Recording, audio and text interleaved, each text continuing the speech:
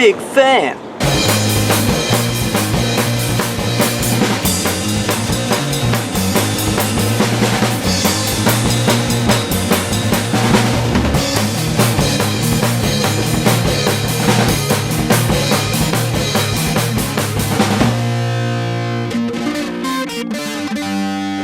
Yankees, Giants, it's all the same. It's New York teams with white and blue colors, alright? Now I look like every other douchebag from Long Island. I hope you're happy. And I can't be too loud, because people are trying to sleep in the other room. Anyway, today's movie's from 2009. It's called Big Fan, and it was directed by writer of the movie The Wrestler and longtime editor-in-chief of The Onion, Robert Siegal. It's also starring Patton Oswalt, who's a very established stand-up comedian who you might recognize from various TV and movie roles such as King of Queens. Anyway, the plot of the movie is that our main character, played by Patton Oswalt, named Paul, spends his days in this dank, depressing parking garage collecting tickets while all the time slaving over these diatribes that he's going to read over the air on these call-in sports radio talk shows at 1 in the morning while keeping his mother up in the other room. He also gets into some sort of altercation with his favorite football player, which then drastically changes the outcome of the Giants football season that year, so he has to make sacrifices. And he also has a rivalry with another call-in frequent guest of these sports talk stations, Philadelphia Phil, who's played by Michael Rappaport. And I feel like the movie gets off really well on the right foot because it begins its storytelling very well with just a shot of this parking garage that he works in, and he keeps repeating the first line of what he's going to say on the air, which is, "I am so sick." So, the performances are all around very good. Patton Oswalt, while he has done plenty of acting in the past, it's cool to see him do this very kind of serious role, even though it has comic undertones. It's cool to see him kind of like hold back and play this very real seeming character. He pulls it off very well.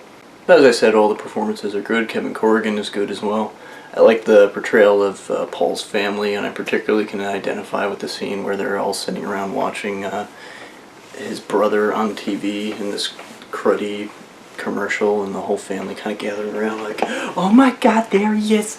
You have such a beautiful speaking voice." I think the structure of how the story is told moves along at a pretty nice pace too. You know, it kind of slowly leads up more and more, and there's more and more pressure. There's definitely points in the movie where you feel a lot of anxiety, and also just out of left field, but I have to say Kevin Corrigan's wardrobe for the most part in this movie is hysterical. I really love the touch of this sort of reoccurring visual motif in the movie where we cut to this surreal image of the football field and the player in question who our main character has an altercation with is there kind of looking menacing. It was definitely a conscious effort though to make Oswald's character very one-note and kind of dumb and simple-minded and everything. I did think the soundtrack was pretty cool though and on point. It's kind of a mix of a lot of like old rock and roll kind of stuff or maybe garage to slightly country tinged things. So even at one point you hear the band Battles.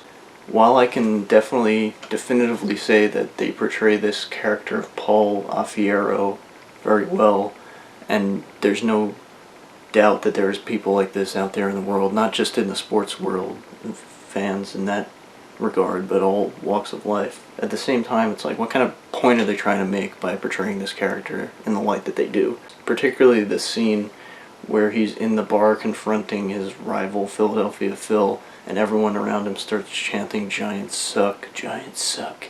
And it's this huge emotional moment, which was, that in itself was pretty funny by how serious it was. The ending too, without giving it away, it was pretty silly and it's a little trick on the audience, and I kind of liked it. A lot of people didn't like it, but I thought it was a pretty funny payoff.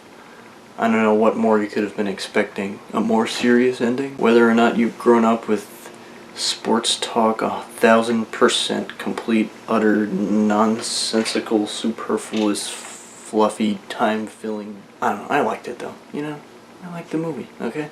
I liked it. So, am I a big fan of Big Fan? Just about. I enjoyed it. I liked it enough to buy it on DVD. Buy the damn DVD, guys. You know what I'm saying? It comes with a Q&A with the director and Patton Oswalt. It comes with a downloadable Quantrill Bishop, was that his name? Poster, like you see in the movie. And it comes with an interview with Patton Oswalt and the director on Fresh Air with Terry Gross on NPR. Well, this has been an interesting experiment, recording a review in a new environment. I hope you enjoyed it.